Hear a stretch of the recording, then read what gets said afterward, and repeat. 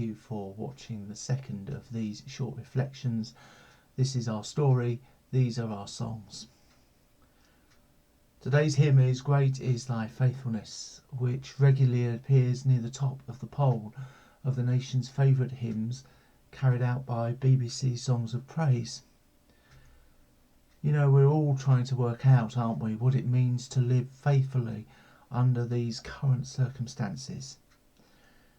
And it's fair to say, isn't it, that this is quite difficult for some of us, especially as we continue to be asked by the government to remain faithful to their message and to stay at home.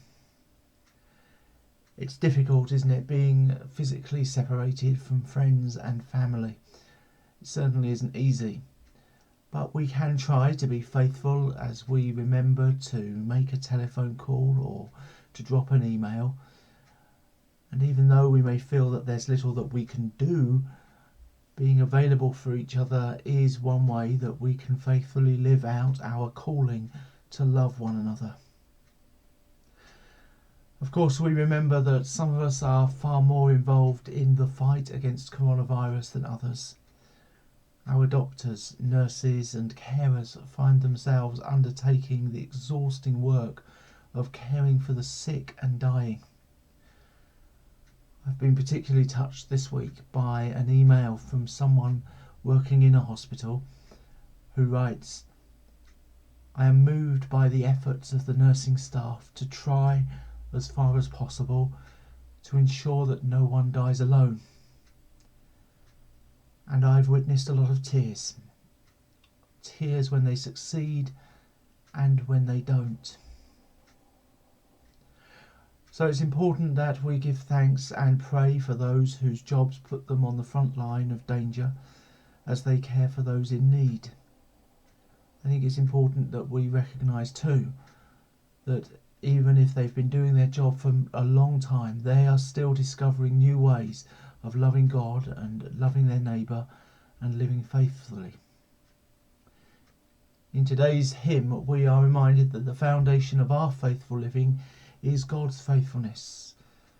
God's faithfulness endures through all circumstances and in all seasons. One of the greatest records of people's experiences of God's faithfulness is the book of Psalms. And in Psalm 37 verse 3 we read, "Trust in the Lord and do good. Dwell in the land and enjoy safe pasture." In the New King James Version it reads, "Dwell in the land and feed on his faithfulness."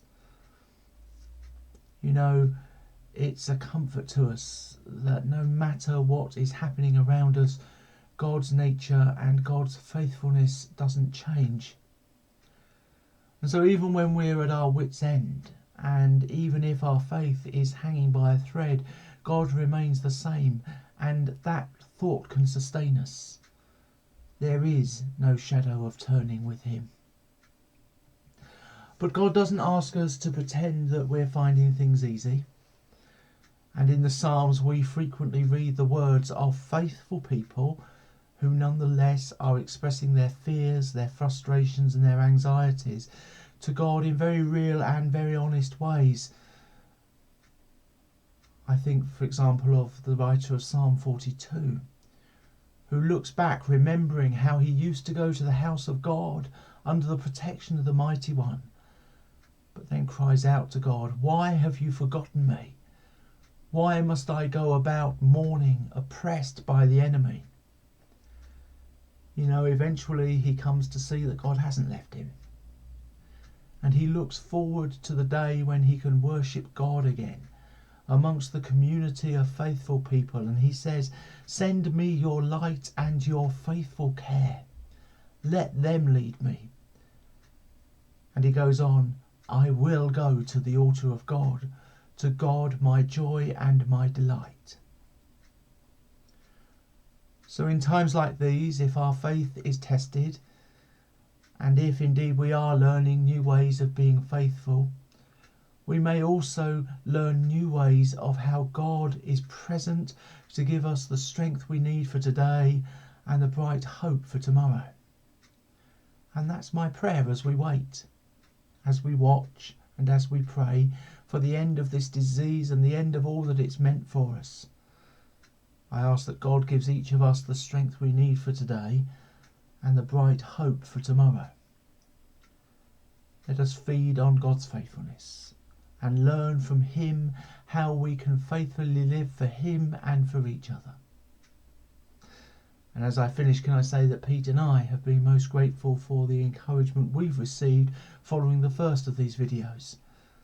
I'm also grateful that Hope Publishing, who own the copyright of this hymn, have given permission for it to be used at this time. So let's listen together to Great is His Faithfulness.